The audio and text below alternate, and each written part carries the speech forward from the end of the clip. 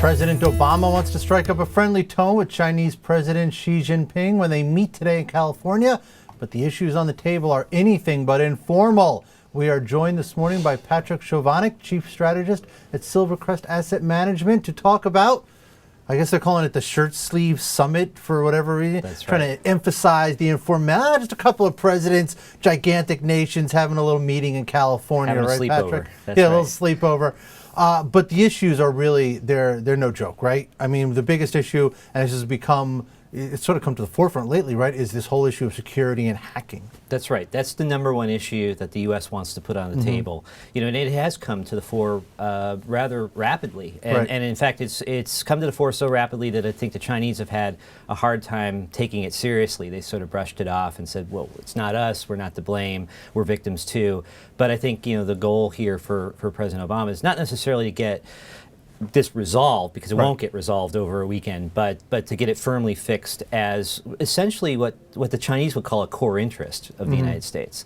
Yeah. Now, from the Chinese point of view, the economy there is slowing down. I don't know that people really appreciate just how much it's slowing down, because we see the GDP numbers, they're positive, we think, oh, but it is slowing down. They have issues. And I don't think that people appreciate just how severe the problems are that are causing it to slow down. It's not just a cyclical issue, there are structural issues, and there's a need for a real economic adjustment in China. So we're used to seeing China as this juggernaut that's going to come and eat our lunch. But in fact, the real challenge to the U.S.-China relationship is a China that's stumbling and maybe flailing around. Right. And talking about eating lunch, maybe together, maybe, is that right? You know, look, Chinese companies want to do business with U.S. companies. U.S. companies want to do business with Chinese companies, but there's a lot of distrust. It seems like when you kind of boil it all down, there's still a lot of distrust there. Yeah, the number one issue for the Chinese bringing to the table this weekend is the welcome mat, or lack of it, for Chinese investment in the U.S. And they're very frustrated about Huawei, in particular, has sort of been blackballed from the U.S. market for security concerns.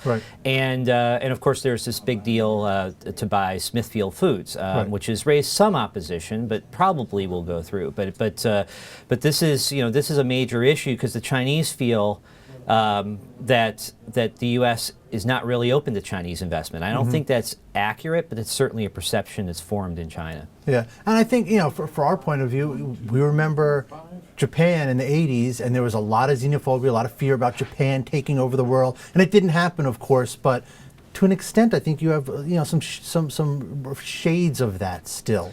People are afraid of China. That's right, and also there's a challenge, because a lot of these companies are either actually state-owned, or they are state-sponsored in some way. And so that's a model that we're not used to dealing with in the United States. Right.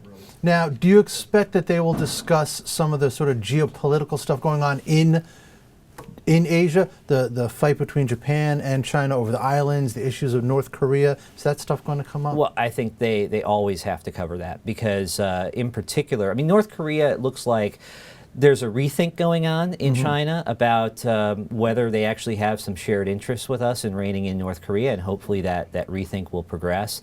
But the really explosive thing that I don't think investors are necessarily paying as much attention as they need to is this conflict between over the Senkaku Islands between China and Japan. And although, you know, people say, well, they couldn't possibly want to go to war over these islands, but if you talk to people, you know, on the streets in China,